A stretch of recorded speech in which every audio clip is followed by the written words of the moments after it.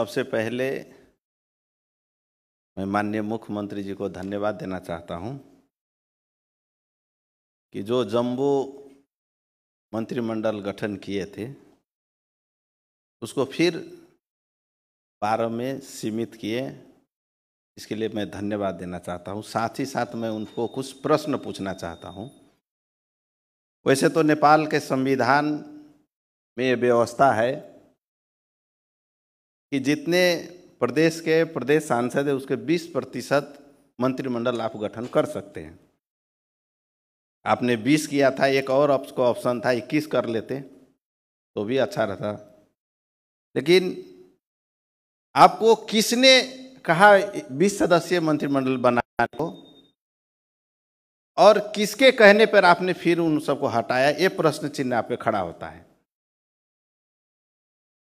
जिस राज्य मंत्री को हटाए उनका अपराध क्या था? मैं ये एक स्पष्ट करना चाहता हूं। जिस दिन राज्य मंत्री चाहे मंत्रिपरिषद विस्तार हुआ, अभी गठबंधन में 4 दल है, कांग्रेस, एमाले, जनमत और लोसपा। न विस्तार के समय में हमारे पार्टी का सहमति था, न खारिजी के समय में हमारे पार्टी का सहमति था। हम सब ने विस्तार के समय में भी विरोध किया था और खारिज के समय में तो आपने इतना बेइज्जत सबको किया। अरे कम से कम आप रिजाइन करने का तो मौका देते। न्यूज में आता है कि मंत्री राज्य मंत्री सबको बर्खास्त किया गया है। ये तो अपराध किया आप राज्य मंत्री सबको बनाए, आप 5-7 दिन में हटा दिए, अपराध किया आपने।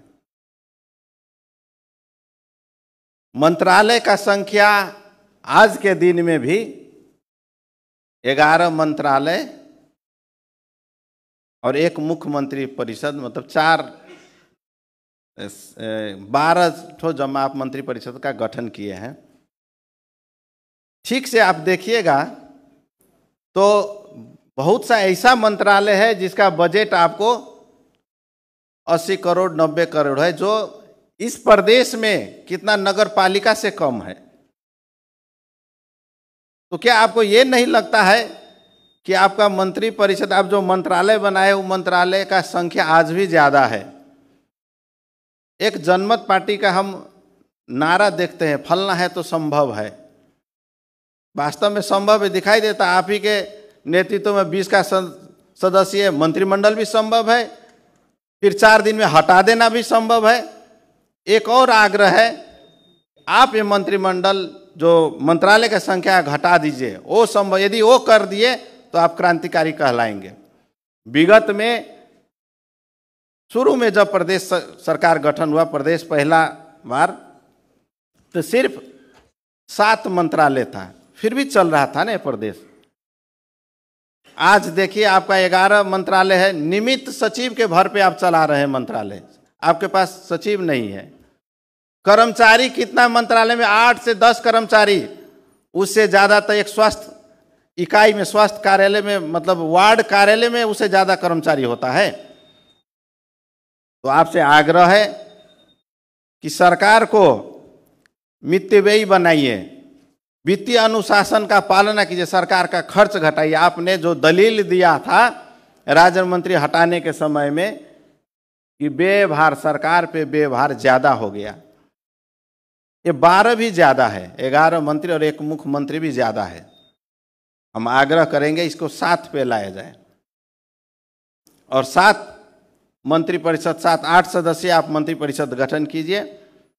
इससे सरकार का व्यवहार भी घटेगा और ये छोटा छोटा जो मंत्रालय ये माननीय को एडजस्ट करने के लिए कि पार्टी को एडजस्ट करने के लिए रखे हैं, इससे भी बाहर मैसेज अच्छा नहीं जा रहा है। इस देश में भी और भी प्रदेश में मंत्रालय सब है, अभी भी कितना प्रदेश साथी मंत्रालय से काम चला रहा है। इसलिए मुख्यमंत्री से आग्रह है कि आप एक और क्रांतिकारी कदम चलाइए और सिर्फ 7 सदस्य मंत्रालय 7 और एक मुख्यमंत्री लाकर 8 सदस्य मुख्यमंत्री ये मंत्रिपरिषद गठन कीजिए। हमको लगता है आपको प्रदेश के जनता हाथों हाथ लेगा। आपका जय जयकार होगा। वो संभव है, इस नारा में नहीं, वो सचमुच में दिखाई देगा, क्योंकि जनता बदलाव चाहता है। सरकार तो 7 वर्ष से चल ही रहा है ना, आपको क्यों लाया गया? क्योंकि आपने क्रांतिकारी नारा दिया, लेकिन उस नारा को सड़क में बोलने में और कुर्सी पे रह के कार्यान्वयन करने में बहुत अंतर होता है। इसलिए मैं सरकार से आग्रह करना चाहता हूं कि एक क्रांतिकारी कदम चलाएं। दूसरे, बहुत माननीय सब महिला प्रतिनिधित्व के बात की है, वास्तव में होना चाहिए। आप जैसे लोक सेवा में 50% महिला का आरक्षण दिए हैं, आप इसमें भी प्रावधान कीजिए। मंत्री परिषद में 50% महिला रहेगी, अनिवार्य। मेरे पार्टी को एक ही मिला है, 100% सहभागिता महिला का ही है। इसलिए अन्य पार्टी को भी, जिस पार्टी को ज़्यादा मिला है, हम आग्रह करेंगे कि महिला ही नहीं, सिर्फ समावेशी भी दिखाई देना चाहिए। सभी क्लस्टर से प्रतिनिधित्व हो। जो 4 मंत्रालय लिए हैं, उनका मंत्री परिषद, उनके पार्टी का प्रतिनिधित्व का फेस भी देखिए, कितना समावेशी किए हैं। उनके पार्टी के माननीय है कि नहीं, अन्य उस समावेशी है कि नहीं, वो देखने की जरूरत है।